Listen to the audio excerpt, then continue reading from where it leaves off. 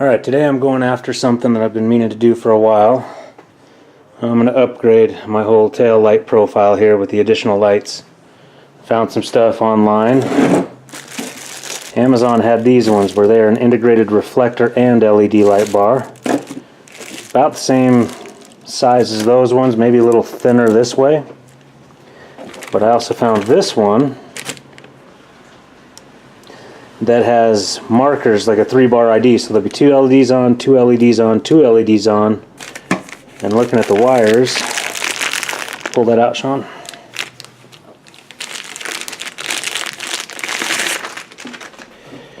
This would be ideal for use on like a buggy because it's turn signals as well. You notice that standard trailer wiring right there.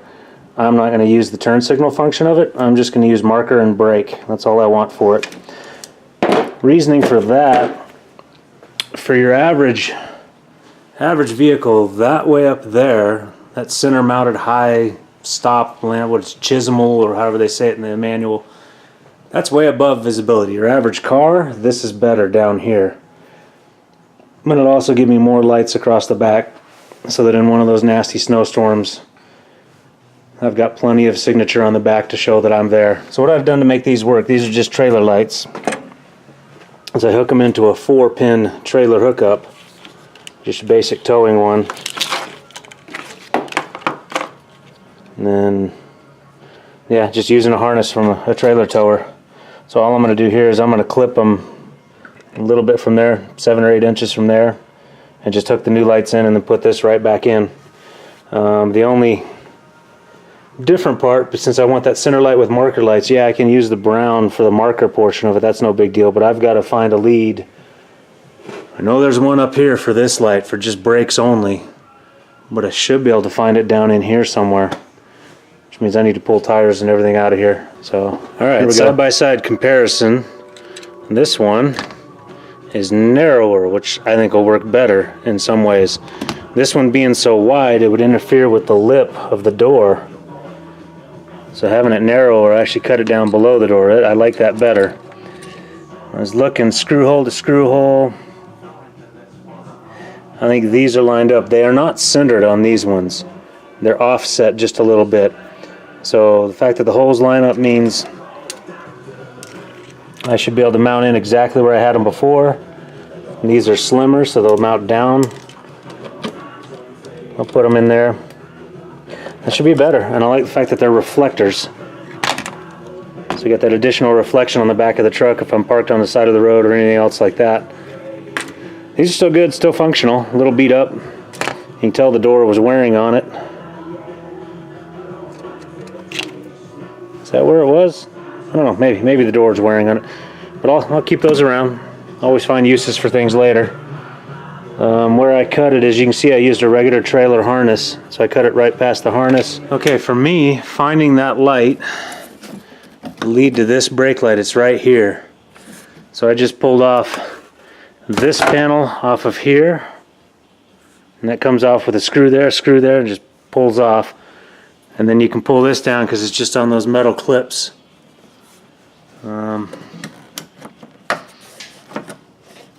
I don't know, I might be crazy trying to pull the whole thing down. I might do that with 2 hands though. But there it is right there. There's the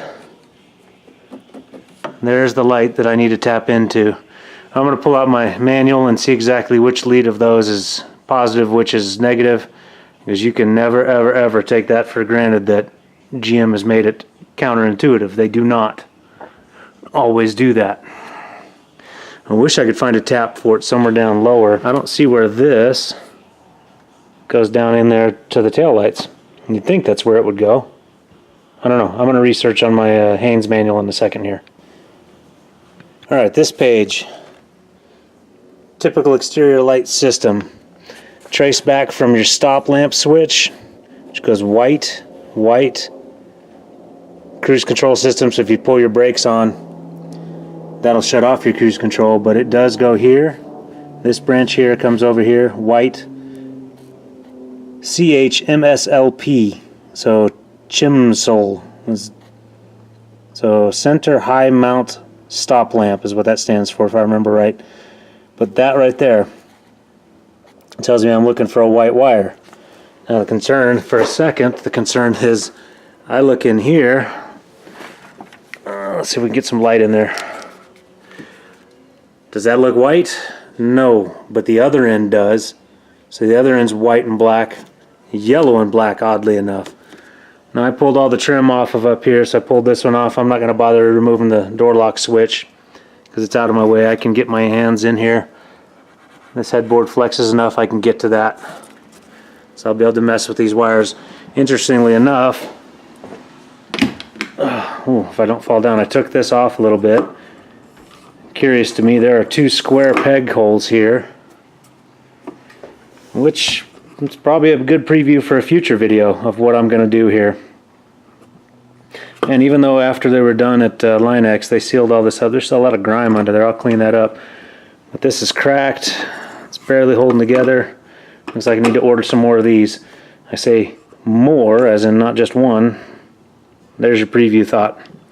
Something else I'm going to do up here. So here's a fun one. This is my spare tire that's never been on the truck, never worn.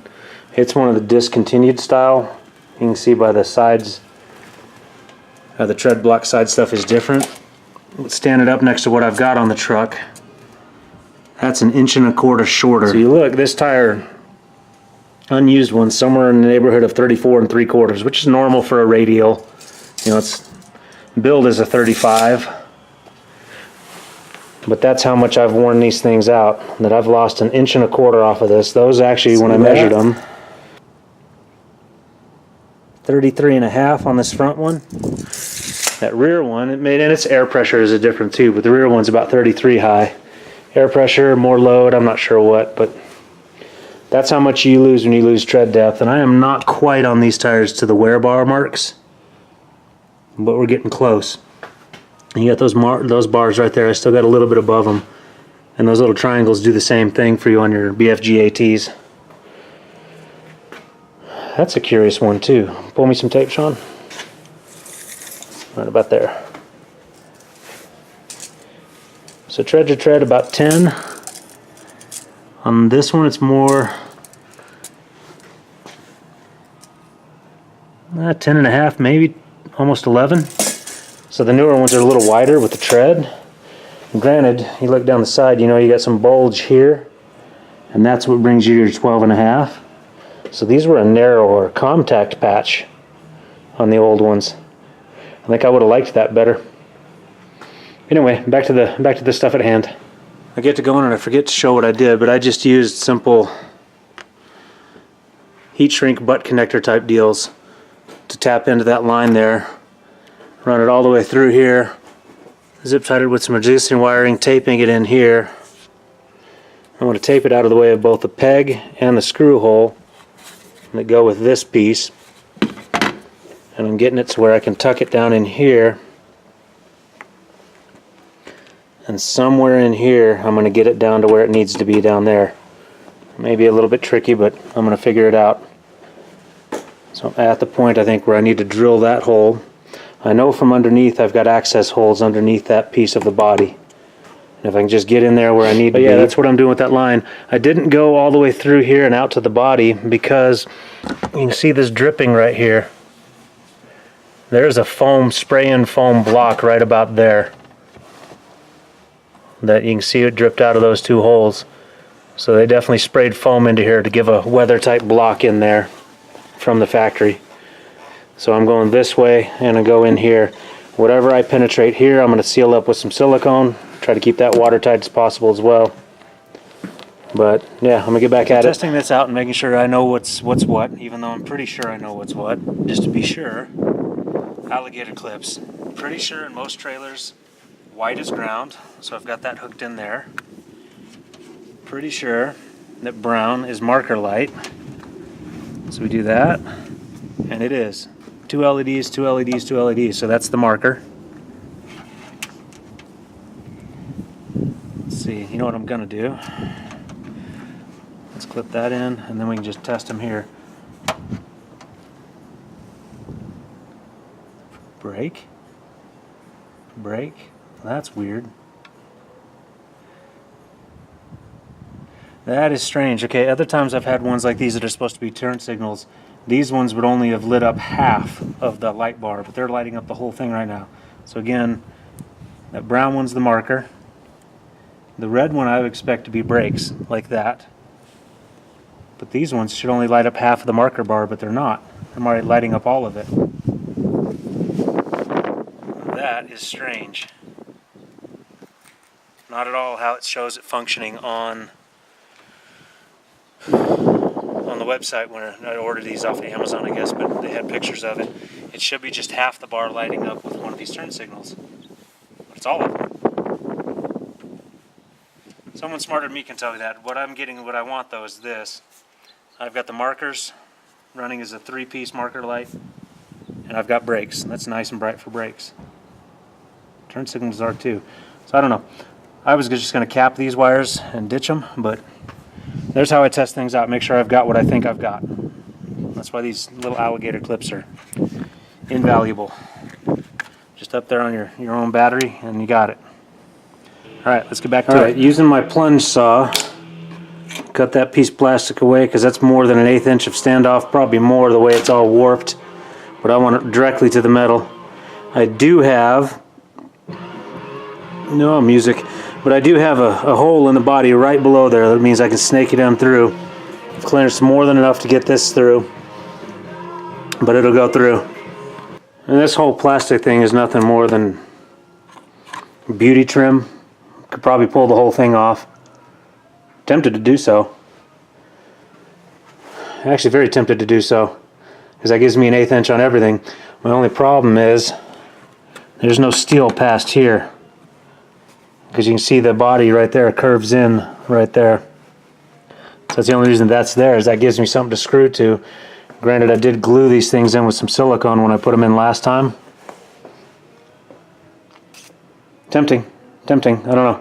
I think I'm just going to do it here. I'm gonna mount those ones because they are narrower, exactly as I did before. I've clearanced this out. I'll be able to put that in direct to the sheet metal, because this one is a little thicker, you know, compared to these ones, nice and narrow. So I am a little worried about that one interfering. It might. We'll find out. Alright, I don't know if there's a good way to show this. You can see that. Put the wire through there. That's in that same cavity that's going in here. So that goes through there. There's no other way to do it but just to puncture there. So since I did, you can see I also put in a rubber grommet around it. So that should help seal it, help keep the wire from chafing. I'm ready to button up all the trim work again and then get to my wiring. And I've got this fit in. I ended up having to clearance that hole upwards some, and it fits in nice and neat. Door will close just fine. Everything will be good right about there. So yeah, I did definitely need to trim this crap off to get it to sit in there neatly. And I've got access to the wires so I can rewire everything together. Alright, here we go. Okay, this particular light bar, screws it comes with, they're stainless, I think, but they suck. They couldn't even get into the metal. It's a trailer deal. It's going to go through metal. What the crap, unless you're only doing aluminum. So I got some of my stainless, I guess those are button heads, what do you call those? But yeah, these will work. Got one in there just fine. I did pre-drill as well, using an 1/8 inch bit. Wasn't enough. Those things suck. Get your own screws. Alright, do you see what I see? All that nasty green corrosion. That right there is why I'm doing this. So not only do I use these crimpers now, I'm also doubling up with extra heat shrink on top of that, so I should keep it all totally watertight. Because here under the rear of the truck, that's eating all the road salt, road grime, everything. So that obviously wasn't enough. That broke through enough. I thought the glue had sealed that stuff. Because these are, you know, they're low and lined with hot glue basically. So the heat shrink happens, hot glue happens. But obviously not enough with that kind of corrosion on them. So doubling them up. Black for things that are ground, red for things that actually hold power. Alright, I just realized this particular light, ground, tail, stop. They're labeled back here. That's actually a pretty freaking good feature right there. So I went and tested these to figure out which one they are, but yeah, they're marked. That's cool. Alright, there it is. They're in. I'm also going to try a new load out of the Suburban. This back here. Can't wait for spring when I've got some time that I can do some stuff. But this 35 does stuff in there, but it pushes on the seat. So I'd rather see if I can get away with laying it flat. This strap was, that's just going to keep it from bouncing around. And it's not really, I guess if I did another one the opposite direction, I could probably do, yeah, I might try that. I might dig out the other one of those straps and see if I can do that. Need to build drawers back here. I'm getting ADD, sorry. But yeah, the lights themselves, they work. See, there you go. But yeah, you get basically 1, 2, 3 of the center marker lights, bars there and there. And there it is with flashers on, so they work like they're supposed to. And here's the brakes.